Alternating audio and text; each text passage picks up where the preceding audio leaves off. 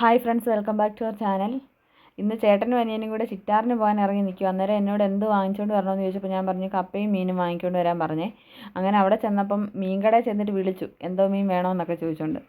ഞാൻ പറഞ്ഞു ഇഷ്ടമുള്ള വാങ്ങിച്ചുകൊണ്ട് വരാൻ.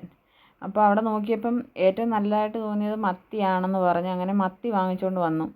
പിന്നെ കപ്പ എന്നും ഈ അച്ഛൻ്റെ കയ്യിൽ നിന്ന് തന്നെ സ്ഥിരമായിട്ട് വാങ്ങിക്കുന്നത്. അവിടെ നല്ല കപ്പയാണ് ഉള്ളത്, നല്ലതായിട്ട് വേഗമായിരുന്നു കഴിഞ്ഞ ദിവസം കൊണ്ടുവന്നതും. അപ്പോൾ അങ്ങനെ മത്തി കൊണ്ടുവന്നത് നല്ല മത്തിയായിരുന്നു. പിന്നെ കപ്പയും കണ്ടിട്ട് നല്ലതാണെന്ന് തോന്നുന്നു.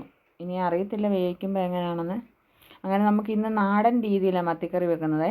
കടുക് വറക്കാതെ പിന്നെ ആദ്യം തന്നെ മത്തിയൊക്കെ വെട്ടി കഴുകി അതിന് ശേഷം പിന്നെ മുളക് പൊടി, മല്ലിപ്പൊടി, മഞ്ഞൾപ്പൊടി, ഉലുവാപ്പൊടി, ഇത്ര സാധനങ്ങളെല്ലാം കൂടെ ചേർത്ത് ചൂടാക്കിയിട്ട് ഒന്ന് മിക്സിയുടെ ജാറിലിട്ട് അരയ്ക്കും.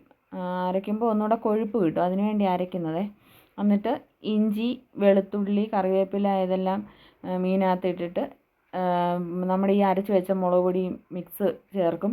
പിന്നെ പുളിയും ഉപ്പും കുറച്ച് വെള്ളവും കൂടെ ചേർത്ത് വേവിക്കാൻ വെക്കും. അങ്ങനെ കുറച്ച് നേരം വെന്ത് കഴിഞ്ഞിട്ട് ഏറ്റവും അവസാനം വാങ്ങുന്നതിന് തൊട്ട് മുമ്പ് ഇതിനകത്ത് കുറച്ച് വെളിച്ചെണ്ണ ഒഴിക്കും. അങ്ങനെ പണ്ടൊക്കെ അമ്മയൊക്കെ അങ്ങനെയായിരുന്നു വെക്കുന്നത്. ഇപ്പം നമ്മൾ എല്ലാവരും കടുകൊക്കെ വറുത്താണല്ലോ വെക്കുന്നത്. അപ്പോൾ ആ രീതി ഇന്ന് വെക്കാൻ പറഞ്ഞു. അങ്ങനെ ആ രീതിയിലാണ് ഇന്ന് വെക്കുന്നത്. അങ്ങനെ മത്തിക്കറി റെഡിയായി. അത് കഴിഞ്ഞ് കപ്പയെല്ലാം പൊളിച്ചു അരിഞ്ഞു. ഇന്ന് കുക്കറിനകത്തിട്ട് വേവിക്കുന്നില്ല, കാരണം പെട്ടെന്ന് വെന്ത് പോകുന്ന കപ്പയാണെന്ന് പറഞ്ഞുകൊണ്ട് വിസിലൊന്നും അടുപ്പിക്കാതെ നോർമൽ ആയിട്ട് പിന്നെ തിളപ്പിച്ചിങ്ങനെ വേവിക്കുമായിരുന്നേ.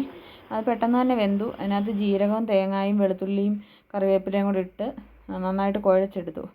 ഇന്നത്തെ കപ്പ റെഡിയായി, കപ്പയും മീൻകറിയും റെഡിയായി. നല്ല ടേസ്റ്റ് ഉണ്ടായിരുന്നു. ഇനി മറ്റൊരു വീഡിയോ ആയിട്ട് അടുത്ത ദിവസം കാണാവേ.